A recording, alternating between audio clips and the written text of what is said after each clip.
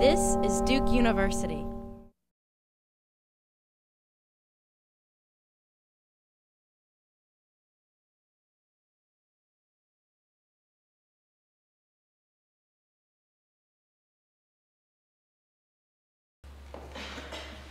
Okay, hi, my name is Gena Olan.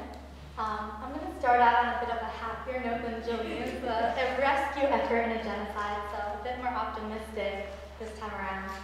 So, as you can see from this picture up here of Franco, which is Spain's fascist leader during World War II, there was Hitler.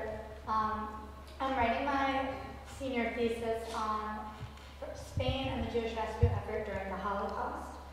So, I picked this topic because it intersects with a lot of my interests. I'm a history and ICS double major, as Sherry said earlier, and I'm also a Spanish minor. I'm Jewish, and I also studied abroad in Madrid, so this is kind of like a combination of all of my interests converged into one. I recently returned to Madrid in August and September for about a week to do research in the archives of the Central Administration and the Ministry of Foreign Affairs, so I was very fortunate to get that experience. So today, my story begins with examples of 3 Spanish diplomats and their efforts to help the Sephardic or Spanish Jews escape Nazi-occupied territories during the Holocaust and to help them travel from their homes through Spain and onto a safe destination. So I'm going to give a brief, a little summary about the actions of these life-saving diplomats. To start off, Bernardo Roland, who was the Spanish consul general in France, and he used his jurisdiction to help save a lot of Sephardim. Because of the shared border of France and Spain and the Pyrenees mountain range between them, France was located in a geographically very convenient location to help save a lot of these Jews. So to do this, Roland granted a lot of visas and helped these Jews pass between the two countries. A lot of complaints were received by Germany to Spain, and they were deemed diplomatic insubordination.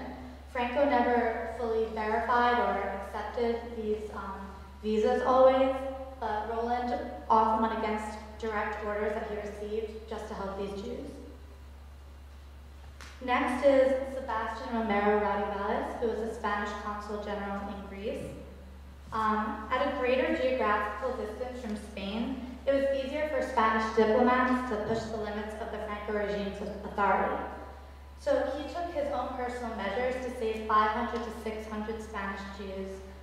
And he also petitioned the Spanish government on these Jews' behalf and actually was able to get Germany to agree to the repatriation of these Jews to Spain. However, at the final moments, Franco's regime failed to follow through with this endeavor. But it wasn't anything on Radivales' part. The slippage was completely the Franco regime's own problems. But his efforts were very incredible, and he still managed to save many Jews. Here he is on an Israeli postage stamp honored for his brave efforts during World War II. So finally, Julio Palencia was a Spanish consul in Bulgaria, and this was actually one of the furthest consuls from Spain. And because of this distance, like in Greece, he was able to push the limits of the Franco regime's authority. His strong pro-Jewish sentiments earned him the nickname the well-known friend of the Jews in German correspondence. The Jewish community in Bulgaria, as in all of these places, was very strong. A lot of people ask me, how did you know they were Spanish? I don't understand. They're in Bulgaria. Aren't they Bulgarians? But actually, many of these Jews continued to speak Spanish as their primary language. They wrote in a Hebrew-Spanish language called Ladino, which is Spanish but written in Hebrew characters. And they had a beautiful temple decorated in a Spanish style in the center of Bulgaria. So their ties to Spain were still very strong, and they considered it their homeland. Most notably, Palencia surprised even his own diplomatic colleagues when he adopted a Sephardic Jewish family's children who were in peril. For the most part, Franco never stopped many of these actions, but this action was too far, and he was actually removed from his diplomatic post. So in these 3 cases, Spanish diplomats made repeated and systematic efforts to save Sephardic Jews from the Nazis. These efforts on the part of Spanish diplomats abroad needed a counterpart in Spanish immigration policy in order to be effective. So part of the reason for the success in saving these Jews was the fact that they were allowed to enter Spain with no problem. The reason for this was that they were considered Spanish citizens. They were granted this citizenship in 1924 with the Primo de Rivera decree, which treated them like any other Spanish citizen despite the fact that they were Jewish. Franco's minister of the foreign minister, General Gomez Jordana, described this process up here, going through the country like the light goes through glass without a trace. This light through glass metaphor, which is alluded to in the title of my lecture, indicates that these Jews were allowed in Spain, but only for a limited time basis. So they were allowed to go from their country of origin, stay in Spain for 30 days, and remain in transit, and then had to continue on to a third safe destination. So typically this was either to the United States or countries in South America where they fit in pretty well because they already spoke Spanish. This may have been due to the fact that there was a fear that these Jews would influence Spain in a negative way. So in some ways there was definitely still an element of anti-Semitism there. But regardless, it's still remarkable that the Spanish government, a fascist regime associated with Nazi Germany, was helpful on any level to the Jews during World War II. It's really fascinating to consider how these fascist pariahs of the Western world, Italy as well as Spain, actually made the most concerted efforts to save their own Jews during the Holocaust. So I'd like to explore some reasons for this possible historical conundrum. So in terms of the place of the Sephardim in Spain's collective memory, the year 1492 is a very notorious year in Spanish history. It's the year in which the Catholic kings of Spain, Isabel and Ferdinand, issued the Edict of Expulsion that expelled all of the Jews and Muslims from Spain. The Hebrew word for Spain is Sepharad. Thus, the Spanish Jews are called Sephardim, and their expulsion and subsequent dispersal throughout the rest of Europe is known as the Spanish Diaspora. Here on the map, you can see in red the 1492 expulsion. These Jews went to three principal areas. The first was to Portugal and northern Africa, so largely Morocco. The second area was northern Europe, and the third was Muslim Ottoman Empire, where they lived in harmony and peace for many years.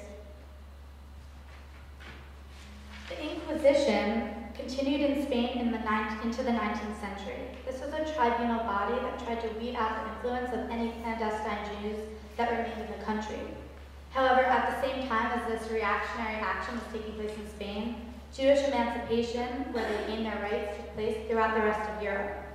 The generalized emancipation of European Jewry and the fact that emancipation was understood as the prime indicator of enlightenment and modernity resulted in Spain's international reputation as backwards. At the same time, the expulsion continued to deeply impact the Spanish collective memory and account in many ways for the context in which Franco and his rogue diplomats acted during World War II. The idea that the expulsion represented a historical blunder was popularized specifically in the year 1898 when Spain lost the remnants of its historical empire. In its following post-imperial identity crisis and economic recession, many Spaniards looked back on their history and tried to identify and reevaluate problems in their past. Many Spaniards came upon the expulsion and started to blame this one event in Spanish history, despite the fact that it took place so many centuries before, as a reason for the series of crises that had been hitting Spain for years. So in the 20th century, Spaniards attempted to undo what they believed to be a great folly, which was expelling the Jews. To do this, they granted them citizenship, as I said, in 1924. That's where that came from. So up here I have the Guernica, which is a very famous painting. It's located in the Reina Sofia in Madrid, and I was fortunate enough to go see it myself. But it has a very important symbolic significance. As the Spanish Civil War was the perfect opportunity for Franco to use the Sephardim for his own self-fashioning purposes. The inhumane actions of Franco's nationalist forces against the Republicans in the Spanish Civil War are symbolized for the world to see here. Franco's government, perhaps in a propagandistic campaign, later claimed an enlightened and liberal treatment of the Sephardim during World War II. Most likely, Franco authorized this action and this propaganda and good treatment of the Jews to downplay his own atrocities and to contrast his own brutal fascist regime with Hitler's and try to kind of seem more liberal and enlightened, I guess, in comparison. In all of these instances, we see the ways in which Franco's treatment of these Jews is a tool for him. He construed to the other Spanish or the other European states Spain's enlightenment and national culture in contrast to his own international reputation as backwards and reactionary. So here I have a picture of an archival document I came across while I was doing research in Spain, their correspondence with Germany and how it kind of represents how they were allies during the war. So the role that Franco's government, which claimed to but didn't actually take direct responsibility for helping these foreign Jews, really has to be distinguished from the active diplomatic aid on behalf of his diplomats. Multiple Spanish diplomats all across Europe took matters into their own hands to save a lot of Jews. This wasn't the case of a singular anomalous individual. It was systematic and organized.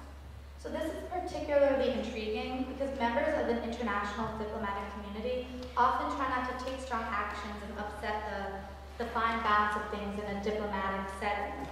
But given the widespread nature of interventions, I tried in my thesis to suggest reasons for this. In many cases, it's hard to definitively show or prove these explanations, but many of them can be suggested through archival and secondary research. So what is definitely clear from my research is the fact that these Spanish diplomats and their actions during World War II are directly connected to the history of the Spanish diplomatic corps. For one, the majority of diplomats came from the higher echelons of society. They shared class, cultural, and educational connections with the Sephardim, which may have created a sense of empathy and accounted for their life-saving actions. It is also clear that during World War II, a vacuum of centralized leadership and rule existed, so that Spanish diplomats were able to take actions without the full consent of Franco, but without fearing any sort of major repercussions. The types of violations committed by these diplomats were often dramatic departures from official state policy, and they demonstrate the bounds of power and power relations in a loose and far-flung bureaucratic system. I could see in my research in the archives writers feigning understanding, skirting issues, and pretending to be compliant with policy while actually acting directly in opposition to these policies that Franco had asked them to fulfill. Part of the reason for this was the fact that Franco did not establish a clear agenda for his diplomats or an institutionalized training system for them until the year 1942. The institutionalization of the diplomatic corps clearly represents Franco's attempt to correct the diplomatic problems that actually occurred during World War II and to create a cohort of diplomats that was an extension of his regime with similar ideological leanings as him. Finally, it is reasonable to surmise that the Spanish Civil War had a profound impact on the Spanish diplomatic corps. The Spanish form of fascism wielded its own power and had its own ideologies, which were independent of German National Socialism. Often, fascism is grouped together as one huge conglomerate, Italy, Germany, Spain. But in Spain's case, this was definitely not true. In this context, the Sephardim, who were recently offered citizenship, became symbols of Spanish national pride, an enlightened exception consistent with Franco's ideology surrounding the self-fashioning of his own unique regime. So ultimately, these rescuers deserve recognition for their roles and brave actions that they took during World War II. Up here, I have a list by Yad Vashem, which is a Holocaust Remembrance Museum in Jerusalem. These Righteous Among the Nations it's an attempt for this museum to recognize individuals who saved Jews during the war. So as you can see, countries such as Poland, the Netherlands, France have thousands of individuals on this list who are recognized. However, Spain only has 6 individuals, and none of the 3 that I talked about today are on that list. So to me, this is extremely fascinating, and it's a very hard anomaly to explain or to understand. understand why one country would have such little recognition while others would have so much. So to me, this lack of recognition is probably attributable to diplomatic problems between Madrid and Jerusalem, as well as the charged history of Jews in Spain. It was not until January 17, 1986, that diplomatic ties between Spain and Israel even began, which restored the long historical link between Spain and the Jews. Before this moment, the two countries had a very antagonistic relationship, which was clearly indicated when Israel was established, and it failed to send a telegram announcing its establishment only to Germany, all Arab nations, and Spain. So pretty much the only Western European nation besides Germany. So in conclusion, my work attributes to possible answers to the historical puzzle of Spanish help to Jewish refugees during World War II. To me, these answers stem from an understanding of the importance of the Sephardim to Spain's nationalistic self-definition, and from an awareness of the context in which Spanish diplomats operated, both literally and figuratively, from the Franco regime. Beyond providing ways to comprehend an important and relatively unacknowledged aspect of Holocaust history, my work calls attention to the importance of contingency and competing interests in historiography. So thank you for your time.